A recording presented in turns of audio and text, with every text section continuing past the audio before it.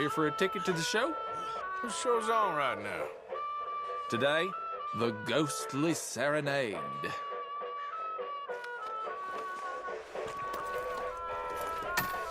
Can I buy a ticket, please? Okay, head on in. Tent to your left.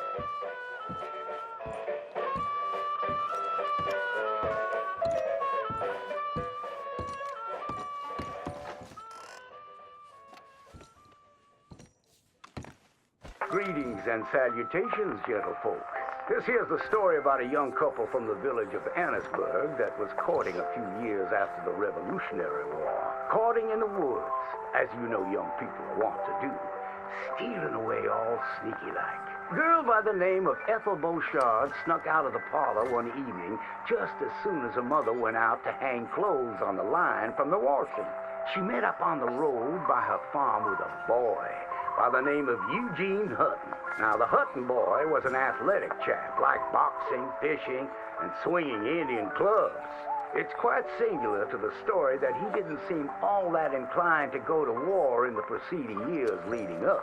Well, they walked in the woods for a while.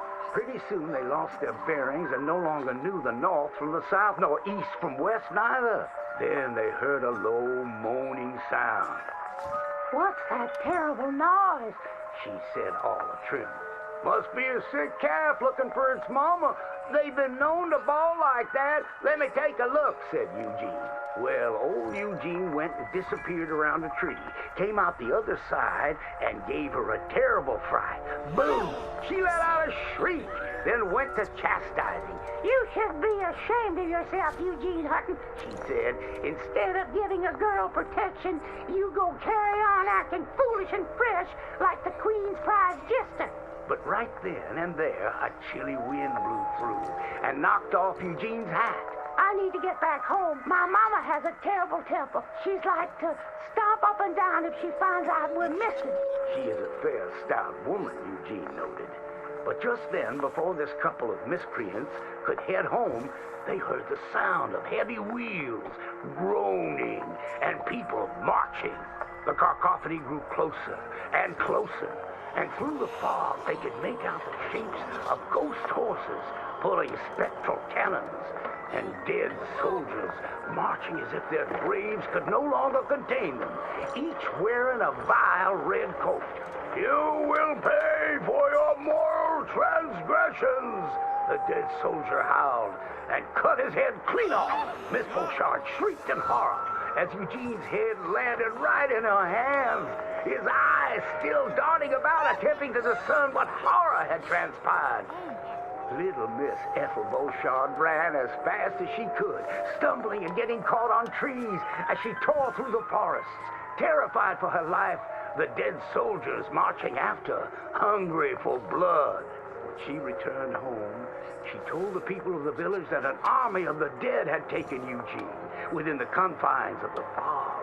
British soldiers who died protecting tyranny were rising from their graves as if to continue the fight for the demonic English. The townspeople erupted in fright and dismay until one daughter came forth and accused her of witchcraft.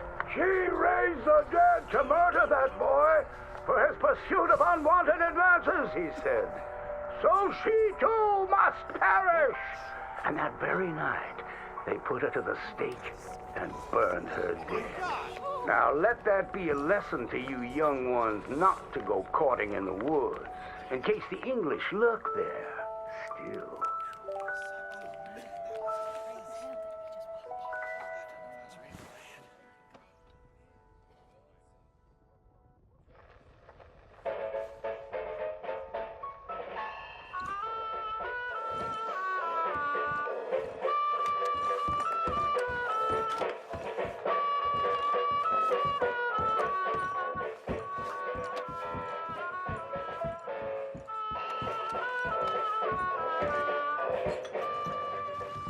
Tell your friends.